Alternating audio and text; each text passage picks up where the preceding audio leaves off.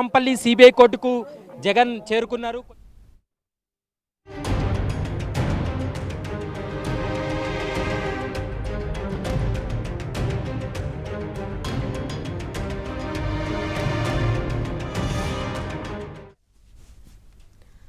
అక్రమాస్తుల కేసులో వైసీపీ అధ్యక్షుడు వైఎస్ జగన్మోహన్ రెడ్డి 6 ఏళ్ల తర్వాత కోర్టు మెట్లెక్కారు.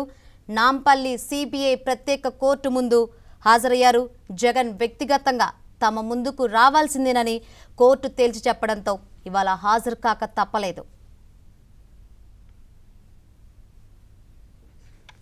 నాంపల్లి కోర్టు వద్ద మా ప్రతినిధి ప్రవీణ్ లైవ్ ద్వారా సిద్ధంగా ఉన్నారు. ప్రవీణ్, ఎన్ని గంటలకు హీరింగ్ వచ్చే ఛాన్స్ ఉంది? ఎందుకంటే 6 కేసులు ఆల్రెడీ లిస్ట్ అయినాయి అని చెప్తున్నారు. మరి ఇది ఎన్నో నెంబర్గా కేసు లిస్ట్ అయింది. ఎన్ని గంటలకు వచ్చే అవకాశం ఉందంటారు హీరింగ్కి? కొద్ది నిమిషాల క్రితమే జగన్మోహన్ రెడ్డి అక్రమాస్తుల కేసు విచారణ ప్రారంభమైంది. 6 కేసులు ఈరోజు వరకు లిస్ట్ అయ్యాయి. ఈరోజు జరిగేటువంటి కేసుల్లో 6 కేసులు లిస్ట్ అయి ఉన్నాయి కాబట్టి ఈ 6 కేసులకు సంబంధించి కూడా రోజువారీ విచారణ కొనసాగుతుంది. మొత్తం 11 ఛార్జ్షీట్లు ఇప్పటి వరకు సిబిఐ జగన్మోహన్ రెడ్డి మీద మోపింది. ఈ 11 ఛార్జ్షీట్లో కూడా జగన్మోహన్ రెడ్డి A1 నిందితుడిగా ఉన్నాడు.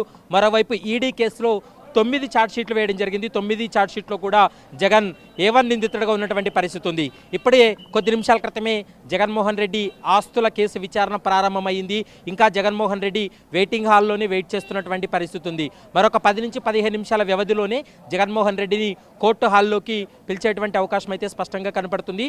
మరోవైపు ఈ కేసులో ఇప్పటి వరకు పూర్తి స్థాయి విచారణకు సంబంధించి అంటే ఈ కేసుకు సంబంధించి ఇప్పటి వరకు దాదాపు 6 సంవత్సరాలుగా విచారణకు హాజరు కాలేదు కాబట్టి ఈ 6 సంవత్సరాలుగా విచారణకు హాజరు కాకపోవడం, మరోవైపు నూతనంగా వచ్చినటువంటి రఘురాం సిబిఐ జడ్జి వచ్చిన తర్వాత ఇప్పటి వరకు ఒక్కసారి కూడా ఈ కేసులో కీలక నిందితుడిగా ప్రధాన నిందితుడిగా ఉన్నటువంటి A1 జగన్మోహన్ రెడ్డి విచారణకు హాజరు కాకపోవడంతో వ్యక్తిగతంగా విచారణకు హాజరు కావాలంటూ కూడా స్పష్టం చేయడంతో 21వ తారీఖు లాస్ట్ డేట్ ఇవ్వడం జరిగింది.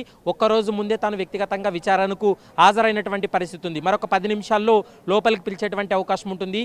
మొదటి కేసు విచారణ ప్రారంభమైంది. ఆ కేసుకు సంబంధించి వ్యక్తిగతంగా అంటే జగన్మోహన్ రెడ్డి తరపు న్యాయవాది అశోక్ రెడ్డి వాదనలు వినిపిస్తారు. ఎందుకంటే ఇదంతా కూడా కేవలం గత కొన్ని సంవత్సరాలుగా జరుగుతున్నది, మెయిన్ కేసు కాదు, కేవలం డిశ్చార్జ్ పిటిషన్ల విచారణ కేసు మాత్రమే కొనసాగుతున్నటువంటి పరిస్థితి కనపడుతుంది.